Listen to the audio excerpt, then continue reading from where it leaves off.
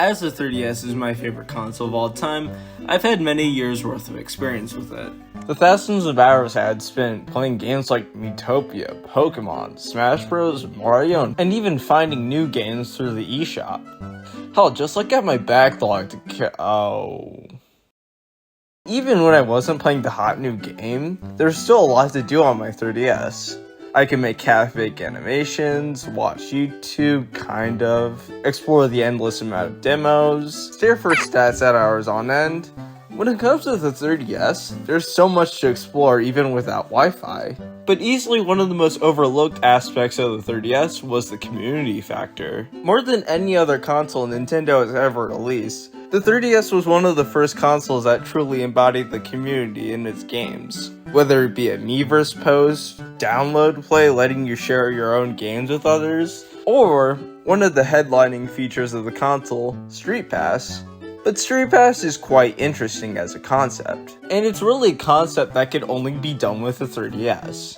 Anything before the 3DS really didn't have the power or capability to leverage a system like this. The DS was probably the closest thing we could have gotten to Streetpass, as it has wireless connectivity, and it did actually have a system similar to Streetpass, but it really never had that system-wide unifier like the 3DS did. The DSi did, but that was more of a late-stage revision to the DS and probably had a smaller user base, so no one really knows how well it could have worked. And today, the Switch doesn't have that same appeal as the 3DS. Other than fitting snugly into a pocket, it's a thing that you never really walk around with, I find. If you're bringing it with you, you usually have a case or backpack for it, not really putting it in your pocket for whatever reason. And if there's two Switches in one vicinity, you're really not using both Switches at the same time. There's really no reason as to why you should either. Very few games on the Switch support LAN play, and even if you're gonna use it, it's probably infinitely more efficient to just use two Joy-Cons and call it a day. The 3DS though is usually one console per person, and if you owned a 3DS, your siblings probably owned one too. This allowed the 3DS to feel more personal than any other console I feel is on the market today. And the best part was how you could share the experience with other users, primarily through the topic of today's video, Streetpass.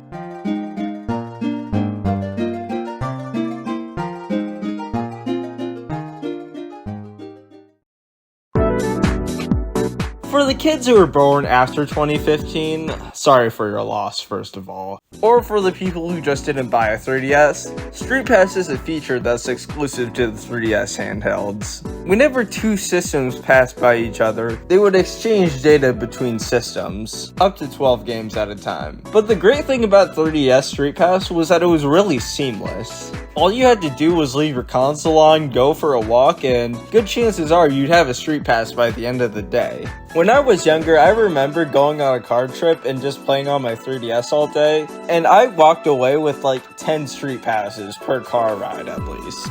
But nowadays, the well has kind of dried. I brought my 3DS on a recent airport trip, and I didn't see as much as one Streetpass. Now obviously the 3DS is much less popular than it was in 2011, but you still see people getting Streetpasses every now and again today. For such an old console, it's quite surprising to see people still using it all these years later, especially given that it's become kind of a meme to get a Streetpass in 2025. Seriously, look up Streetpass current year and you'll see a ton of people desperate just to get one Streetpass. I can't exactly vouch for the historical stats of Streetpass, but what I can tell you as someone who grew up in the 3DS era, the peak Streetpass era was easily in the 2010s. Even after the Switch launched, Streetpasses were still going pretty strong all things considered. I went into my 3DS stats for this video, and before 2019 I could see a great deal of Streetpasses. But then, as many of you know, COVID-19 hit the world. And this is where my Streetpass stats really tanked.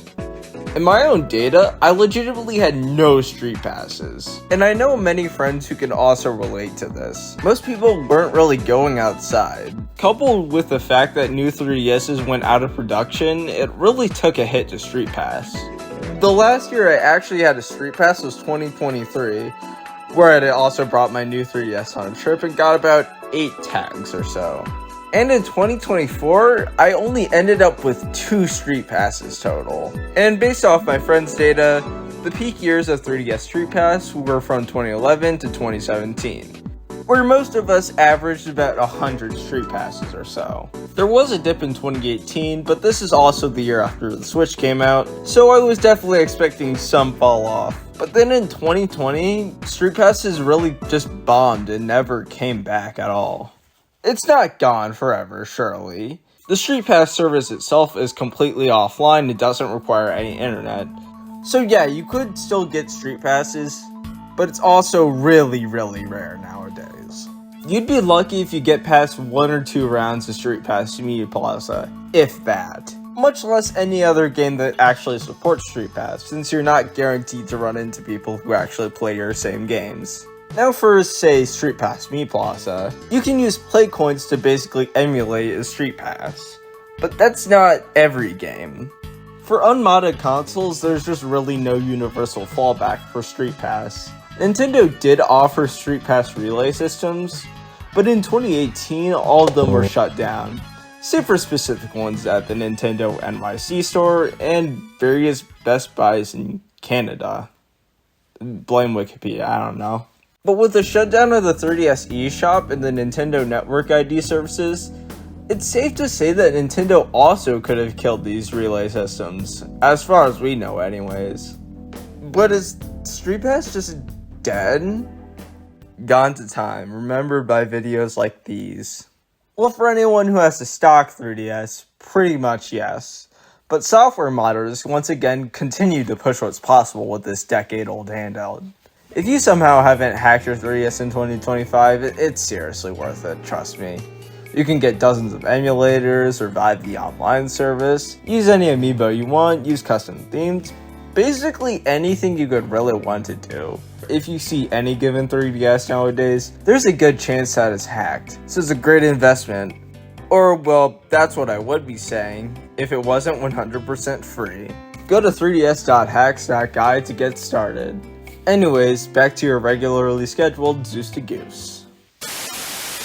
So now with your newfound hacked 3DS, you can install an app called NetPass, brought to you by Sorunume. I hope I got that right. The bottom line is that this service uploads your Street Pass data to their own servers, and in turn you get Street Pass data back. Now it's not a perfect system, I'd say. Say you have an obscure game like Etrigan Odyssey Untold, which is totally underrated by the way. It's hard to guarantee you'll get a Street Pass from that game because it's so obscure. But the developer thought of this and included a system where you can generate a Street Pass instantly for any game you want, all for the cost of just a few measly play coins. It's quite a seamless service, and you don't even have to keep your 3DS open. It'll just download Street Passes in the background, and that's really nice. Now I will say, if I had one complaint to make, you have to reopen the app every 10 hours, which is moderately annoying in my eyes. This is because you have to select a location, which is basically just a pool of Street Passes you can pull from. If there was a set it and forget it mode, one where it just randomly picks a location for you, I'd be a lot more favorable to this. But I should also note that keeping in mind that she actually chose to balance the app, and plus I really don't know what the server costs are for this, I feel something like that would cross your mind in development, so I guess I can't really say anything. But if you want more of that set it and forget it mode, Pretendo, the Nintendo Network revival, stepped in to provide an additional service. A full-on revival of Street Pass Relay. You know, that thing I was talking about like 5 minutes ago. Quick word of warning, this will only work for your friends on Pretendo. But this is due to safety concerns regarding Street Pass. You see, Street Pass for a device released in 2011 that can connect to other devices is obviously not that secure. So in order to prevent any mass shenanigans, only friends can share Street Pass data, which makes total sense. The setup is really as simple as it gets. All you have to do is install Pretendo, add a few friends, and you're all set up. It's really that easy. Or maybe not, because I actually can't verify if the feature works, because I only have 3 or so friends on Pretendo. But I imagine if it's using Nintendo's official method, it's probably gonna work. The thing I should also mention is that none of these are mutually exclusive by any means. You can use one, both, or even none of these services if you want. I will say, even with these things, nothing really compares to the Streetpass days of old. If you're looking for that old school Streetpass though, check out Streetpass Love on Twitter. It's basically a Twitter page that organizes all the Streetpass events going around in the world, primarily focused on Western events, but there's also a few events elsewhere in the world that they advertise. But really, if we're heading out to all these events just to get a few Streetpasses, there's a bigger question. Why even bother? Well, in my opinion, there's one reason. Streetpass is sick. Even for the most minute uses of Streetpass, there's still a sentimental value in every exchange. Sonic Generations, a game that's all about celebrating the history of Sonic, and is still the greatest Sonic game of all time, by the way. It lets you share your player card, which shows how long you've been a Sonic fan for.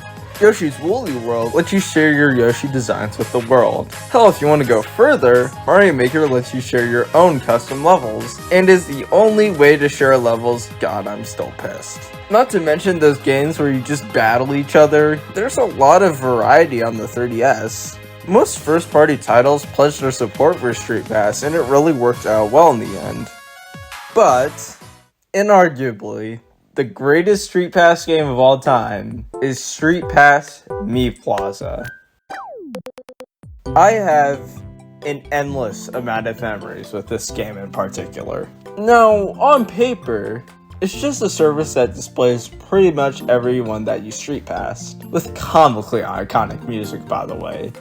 But what makes it so special is the games included. When Streetpass Plaza came out, it was a bit bare bones. You had this cute little Mii RPG, and then there was this image gallery. I don't know the point of it, but it also gave us cool 3D images, so I can't really complain. But over time, Streetpass Plaza became surprisingly robust, and Nintendo hailed support for it until the 3DS's last breath. But Plaza really brings into the scope of the 3DS community. Remember that music I brought up? Everyone knows the basic melody. You know, this one.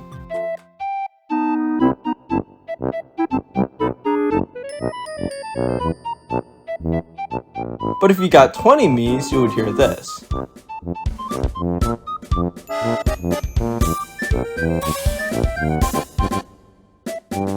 And it would just keep going up until 1,000 Miis, and it's so sick.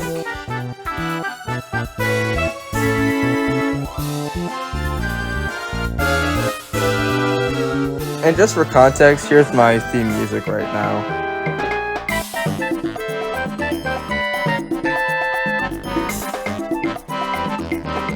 And as time went on, they just kept adding more and more games and features. Of the games, my favorite was this one little DLC minigame where it's just like a cute little shoot 'em up, and it's just it's amazing. And then they had this really good one called Mii Manor, where it's just you build floors, and it's also really cool and awesome. They really went all out for these mini games, and just for such a minute feature of the 3DS, it's quite impressive. And to go in depth on what the Mii Plaza did for 3DS, that would be another video in its own right. But to bring it all back, well, just why does 3DS Streetpass matter? It's cool, I don't know. Streetpass has cemented its legacy in Nintendo history as one of the most beloved features in any console ever. It's a system of its time, and there's something kind of beautiful about it. But it also sucks for games that just heavily relied on it. But that's the reason why there's so much hype around a singular Streetpass. It's a sign of life for the 3DS, and it really just goes to show how this little console kicks ass all these years later, in a way other consoles really can't compare to. Whether it be the homebrew community, or just enjoying the unique games the 3DS brought to us. Maybe one day I'll look at the grander picture of the 3DS. The 3DS might be the single greatest console of all time, and Streetpass is just a small part of that big puzzle. Hey guys, zeusdeegoose here, and thank you for watching this short little video. I know I really haven't been talking about the Mega Man series right now, but I really got kind of burnt out from those first 4 videos. The issue with Mega Man 5 is that there's just fucking nothing to talk about. I like the game plenty, and the review will hopefully show it, But I'm kind of stuck in this phase where I'm just like kind of just not into making reviews of Mega Man for a bit. I was a little burnt out starting with Mega Man 4, but I think I want to be more consistent with Mega Man in the future. Maybe like 2 videos and then like this one-off video, you know. So yeah, that's the thing. That one platform fighter video is still in the works. I just haven't been locking in on the script, to be honest. Like I said, I did get someone on board. They do have their audio recorded, so I hope I will be able to share that soon. Outside of that, I've just been kind of just chilling with life, you know. I've been doing finals, all that stuff, so I really kind of just didn't find the time to make a video between all the studying and stuff, but hopefully that'll change this summer. I don't really have any major plans to like shift up zeusdeegoose as a whole, but I do think I will continue to make videos, and I'm trying to like plan out my week to make videos. Maybe not once every week, maybe like 1.5 weeks or so. I don't know, nothing's set in stone yet. Summer just started, you know, I'm just trying to figure things out. But yeah, that's about it. I don't have much else to add. Yeah, I just hope you have a good day, and I'll see you later.